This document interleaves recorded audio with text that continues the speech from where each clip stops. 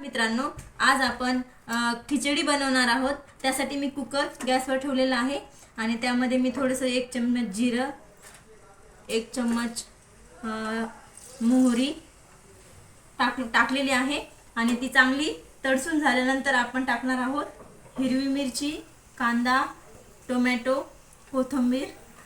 आता तुम्ही थोडं 2 मिनिटं याचं वेट करू शकता। त्यासाठी लागणारे साहित्य पहा तुम्ही।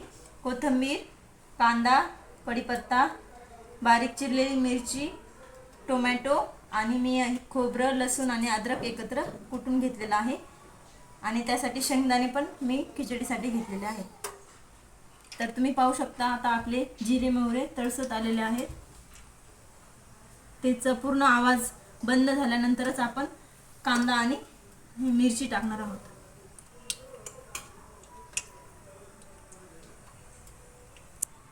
पूर्णपणे काळा झालेला आहे। आता आपण टाकणार आहोत कढीपत्ता, कांदा, हिरवी मिरची आणि याला थोडंसं लालसर होऊन देणार आहोत। याला थोडं लालसर कलर आल्यानंतर आपण खोबरं आणि जे लसूण बारीक केलेला आहे तो टाकणार आहोत। खोबरं आणि लसूण एक मिक्सर मध्ये नाही काढलेला, तो आपण दगडामध्ये कुटलेला आहे, त्यामुळे टेस्ट छान येते।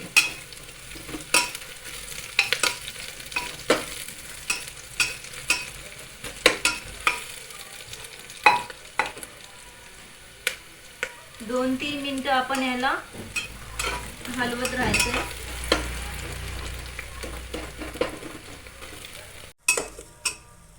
सगळे मसाले आणि कोथिंबीर, कांदा आपला सर्व काही फ्राय झालेला आहे। आता आपण पाणी टाकणार आहोत। आपण पाणी टाकलेलं आहे 2 ग्लास आणि यामध्ये मी धुवून घेतलेले तांदूळ आणि डाळ सुद्धा टाकत आहे।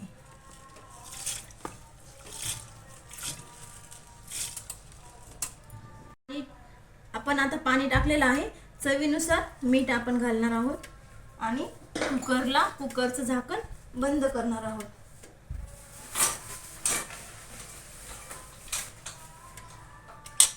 आणि कुकरच्या 3 शिट्ट्या होईपर्यंत आपण वेट करणार आहोत। आपली आता खिचडी रेडी झालेली आहे आणि पूर्ण घरात आणि पूर्ण गल्लीत सुद्धा स्मेल येत आहे। सगळे विचारत आहे तुम्ही काय बनवलं।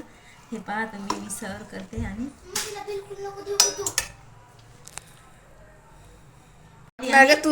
ही पहा आपली खिचडी रेडी झालेली आहे आणि सर्व घरामध्ये आणि गल्लीमध्ये पण स्मेल येत आहे आणि सर्व विचारत आहे मी काय बनवलं आहे।